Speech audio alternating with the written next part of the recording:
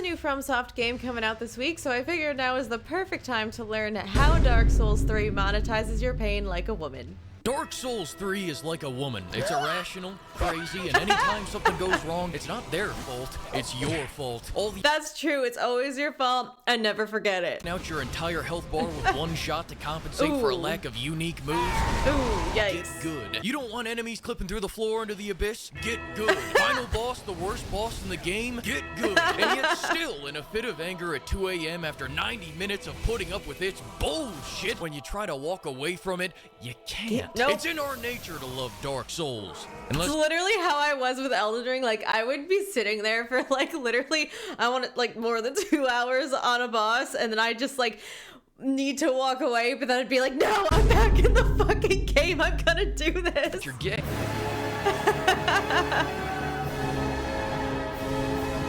Oh my god, that music is so epic. A special type of voluntary torture only matched by people who watch golf. Unironically, it's a lethal injection of something the human mind wasn't built to understand. I'm supposed to be serving in the Great Dirt Mound Turf War of 3000 BC, throwing swings with clubs and dying at 16, and instead I'm here trying to fight two massive fucking demons that can attack through each other for 2 goddamn hours. Oh my god, they can attack through each other, those demons. That reminds me of in Elden Ring, when you find that gargoyle in that underground place, and then you get like half its health down, and then another gargoyle comes right after it. Oh my god, those fucked me up for longer than I want to tell you they did.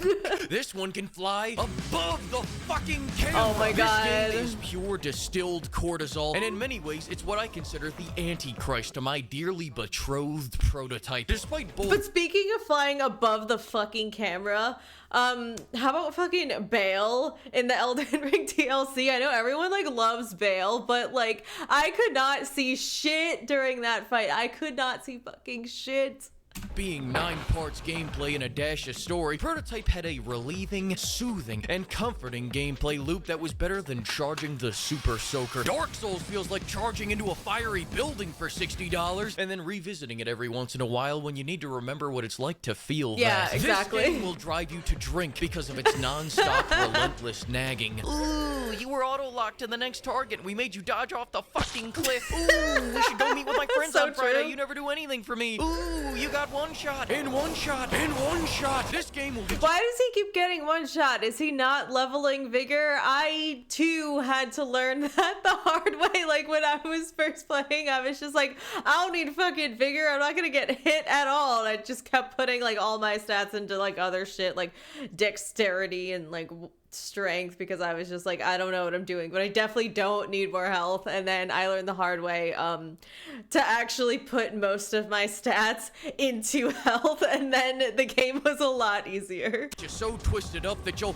hypothetically fall into a painting and start getting your cheeks clapped so hard that seismologists mistake the readings for earthquakes, then spend the next 2 hours trying to persevere through these crackhead demons, getting fucked by nature so hard I thought I'm playing Baldur's Gate. But the whole I understand the confusion there. I'm sticking with it, assuming this is just what they call the Dark Souls, only to then be told, that's a level 80 area, you're level 40, you fucking half-melt Sunday. But now can I tell you something else? What Dark Souls teaches you above all is how to turn shit into shoe shine. And so instead of fighting all these enemies that were pushing my shit in, I instead let them push themselves right off a cliff so that I could collect that life insurance check like a gold digger in South Beach. Hell yeah. Net me 20 easy levels. Oh my god, nice. It's like in Elden Ring and Caelid, you could like fight that dragon that's kind of just laying there and dead and dying, that giant one, and then it gives you like 75,000 runes at once, and it's just like, fuck yes. Now let's get balls deep into making you Dark Souls dick riders angry. This is gonna be the weirdest recommendation you've ever heard. Dark Souls is not a fun game. It's a rewarding game. It's the difference between I kind of agree. surviving a water park and surviving the set of Saw. You're a moron if you didn't survive one. You're a statistic if you don't survive the other. You're also a little bitch. You move slow, you hit slow, and you die quick. Dodging is king, blocking is queen, and parrying is the side piece on the other side of town. And of course, backstabbing King is the god that rules above all Oh, I love else. that. The hitboxes are tighter than my busted nuns, and with only a few moves, you're constantly placed at the feet of Goliath as you hear a distant "Good luck!" So the first thing you do is die repeatedly and watch as the game gives you the cold shoulder, Yes. really letting you simmer in your own confusion. You know Yes. something's wrong, but anytime you ask it, you don't get a real response. And then you think you got it, but you don't. Yeah, like I spent, don't even want to tell you how long, like a whole like week trying to fight the tree sentinel when I first was playing Elden Ring. But then when I did, it was fucking glorious. And then I was like, hell yeah, I know what I'm doing. I fucking got this game. And then I got to the Red Wolf of Radigan, and then I spent another week trying to defeat it. I'm very embarrassed about how bad I was at it. The best you can get is floor markers, but this is the advice of broken men. No, what you have to do So is true. study the game and read its fucking mind so that you can calculate exactly what the problem is, then overcome it. Now do that 5 more times for every other move in the moveset, and it never ends until the game ends. Try going online and asking for help, and you'll be met with a collective get good. And now Yes. what they mean by this is that you should go find the 20 wiki windows, 10 videos, and 2 spreadsheets that they have papered across their walls and maps out the perfect strategy to maximize DPS, HP, UPS, FedEx, and fucking Digimon so that they can one-shot every boss. And Literally, that's what I did though to figure out how to play the game. I looked up so many guides and figured out how to like arrange my stats so I wouldn't like fucking die in like one shot. I'm all for it. I'll get good with the single most brain-rotted build you've ever seen. Bitch, did I just catch you trying to use magic? I use magic! Are you trying to read the wiki for meta build? Literally me. Motherfucker, you know how to use the LT attack? Yes. One thing you need to understand about me and my way of playing Dark Souls is that I do it my way. Yeah, that makes sense. People are trying to tell me, oh, use the fabulous Knight of Wonderland's Black Penetrator's Hard for the max DPS perk. Shut the fuck up. That's a real weapon. My build is called the Triple T build. Target the taint, then run like hell. Read it and weep, pimps. This mirror image is like 3 Vietnams for Dark Souls fanatics. But if it makes you guys feel any better, at least I started this run by choosing the deprived class instead of being a little bitch and choosing Warden. And why, Fleek? Why, I hear you plead? I didn't want the game to ruin perfection. And now you may be also asking, Fleek, how does one play such an advanced build? And to that I respond, Pimp, once you start this path, there is no going back. It means total commitment. Once you begin the path, there is no leaving the path. Are you ready for that? I mean, really ready for that? Don't say anything because I will disown you if you say no. Now here's the secret formula. Hold RT.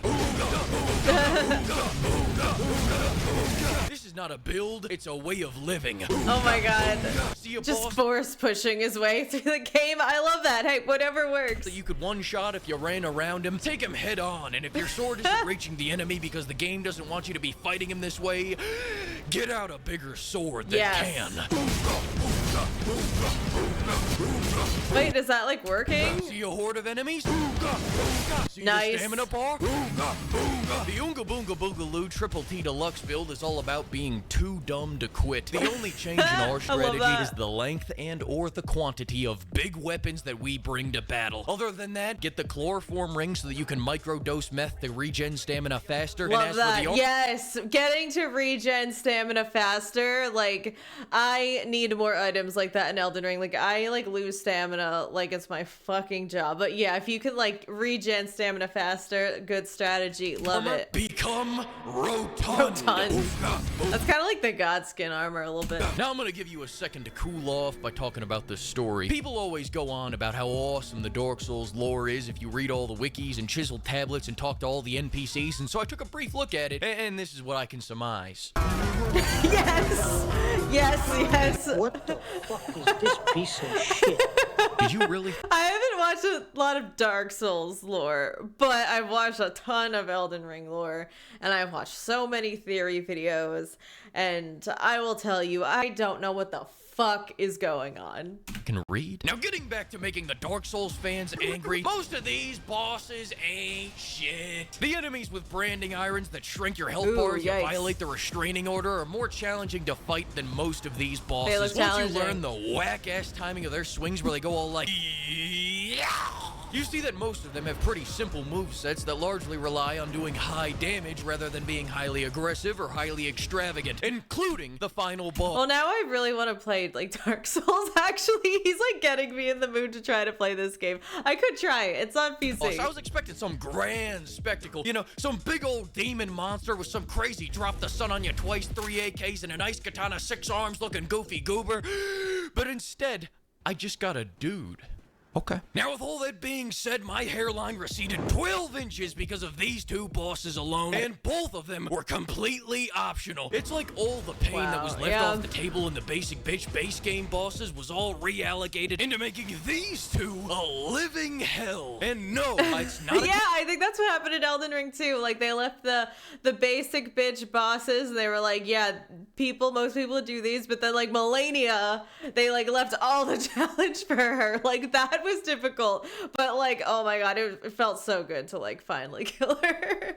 Coincidence that both of them can fucking fly above your camera. But I'm getting ahead of myself. Yes, like, no, like Bale, like literally, I don't know why everyone loved the Bale fight. Like maybe this is the opinion that's gonna get me canceled, but I thought it was like really annoying. I mean, the music for Bale was amazing. Nameless King has 2 phases, the dragon phase and the no dragon phase, but both phases features him dragging his nuts across your face. Fighting this man for 2 hours is like 2 hours of edging testicle torsion. I thought it would get better once I killed the dragon that can drop the sun on you, but then the second phase is just, what is he doing over there polishing his plate?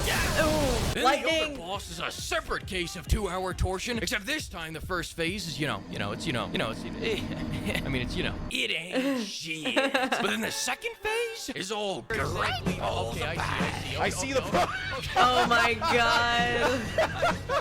The longer I go Oh without... my god, how are you supposed to dodge that? Like, is there like a horse in Dark Souls like that you could like run out of the way? Like, I don't know how you're supposed to like dodge those like flying balls of fire. Playing Dark Souls, the more I want to play the first 2 games in search of that feeling that we once shared. Yes. Also, I hear they have incredible... Oh my god. Damn, in Demon Souls or Dark Souls 1, whichever game that's from, they did not have budget cuts. Like, the women are attractive in Elden Ring. I don't think any of them look like that, though. Massive, absolutely beautiful chests in Dark Souls 1. You know what? I'm buying it. I'm doing it. Anyways, I would say that you should play Dark Souls 3, but I'm pretty sure it's against YouTube toss to threaten someone like that. Besides, I want you to preserve that beautiful, pure mind of yours, because after playing this, I'm not sure I have much sanity left. Let's go on the prophecy has gone. We're going down to the pizza party.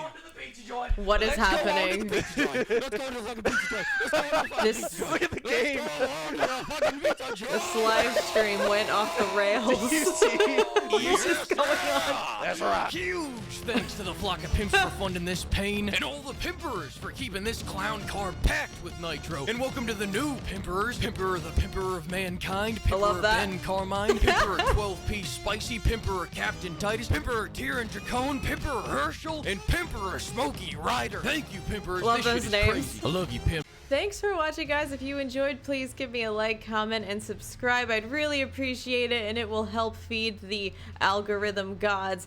And about Elden Ring Night Rain, are you guys excited for it? I feel like there's like no hype for the game right now. Maybe I'm just like not seeing the hype, and there is hype there. Let me know in the comments what you think, and I'll see you in the next one.